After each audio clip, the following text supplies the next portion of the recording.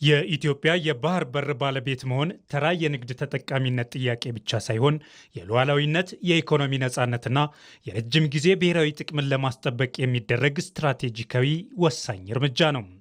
የአንድ ሀገር የኢኮኖሚ ጥንካሬ የሚለካውም በዓለም አቀፍ ገበያ ላይ ባለው የንግድ ተወዳዳሪነት በመሆኑ የባህር በር መኖር ለኢትዮጵያ የንግድ ስርዓት ትልቅ መነቃቃትን መፍጠሩ ማይቀሬ ነው።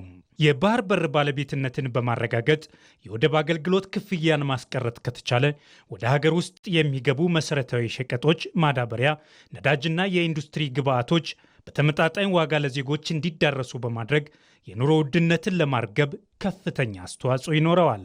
ወደ ውጭ የምንልከው መንገድ ላይ ብዙ ወጪ ስለሚሆን የምናመጣው ትርፍ ትንሽ ናት። ወደ ውስጥ የምናስገባ ደግሞ ለወደቡ ክራይ እዛ የሚቆይበት ያ ብቻ አይደለም። ባይዘ ትሪኩ አለ ብዙ። ለምሳሌ ወደቡ የኛ ስለማናዝበት አምጥቶ አስቀምጡና ጊዜ ያራዝሙባል። ለዛ ክራይ ትከፍላለህ። በሁለት ጊዜ ትጎዳለህ። አንደኛ የምትፈልገው ማቴሪያል በምትፈልገው ጊዜ እዚህ አይደርስልህ። ህዝቡ እዚህ እጥረት ይፈጠራል። እዚህ እጥረት ሲፈጠር ደግሞ ዋጋው ይንራል። እዛ ደግሞ ክራይ ይከፍላል ሰውዬ። ያን አስመጪው ደግሞ እዛው ክራይ ይከፍላል በየቀኑ።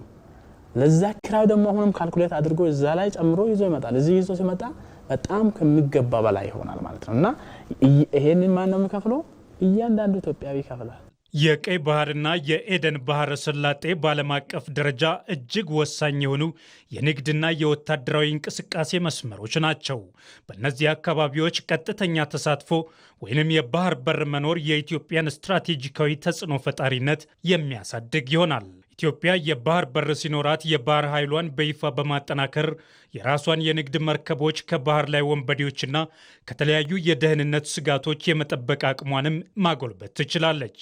ለንግድ የምትጠቀምባቸው መርከቦች አሉ። የእነሱን ደህንነት ማስጠበቅ ሁኔታዎች አሉ። ከዛ ባለፈ የሰብማሪን ኬብል ጉዳይ አለ።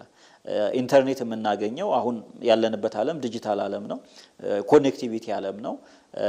በዚህ የዲጂታል ዓለም ውስጥ ደግሞ ኢንተርኔት የምናገኘው በሰብማሪን ኬብል ነው። ባህርን አልፈው በሚመጡ ኬብሎች ናቸው።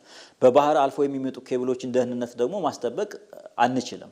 አንድም የባህር በር ስለሌለን ኮሙኒኬሽን ክሪቲካል መሰረተ ልማት ጋር የተገናኘ ስለሆነ መሰረተ ልማቱን ለመዘርጋትም መሰረተ ልማቱንም ደህንነቱን ለማስጠበቅ የግድ ከባህር ጋር ተያያዥነት ያላቸው እንቅስቃሴዎችን ማድረግ ይፈልጋል። ያ ማለት የራስ የሆነ የምትንቀሳቀስበት ባህር ያስፈልግሃል።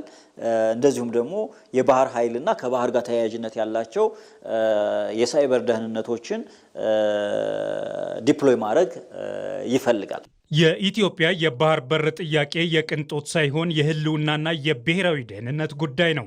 ኢትዮጵያ ካላት ግዙፍ የህዝብ ቁጥርና እያደገ ከመጣው ኢኮኖሚ አንጻር አስተማማኝ የወደብ አማራጭ መኖር የወደፊት የብልጽግና ጉዟን ዋስትና የሚሰጥ መሰረታዊ ምሰሶ ነው።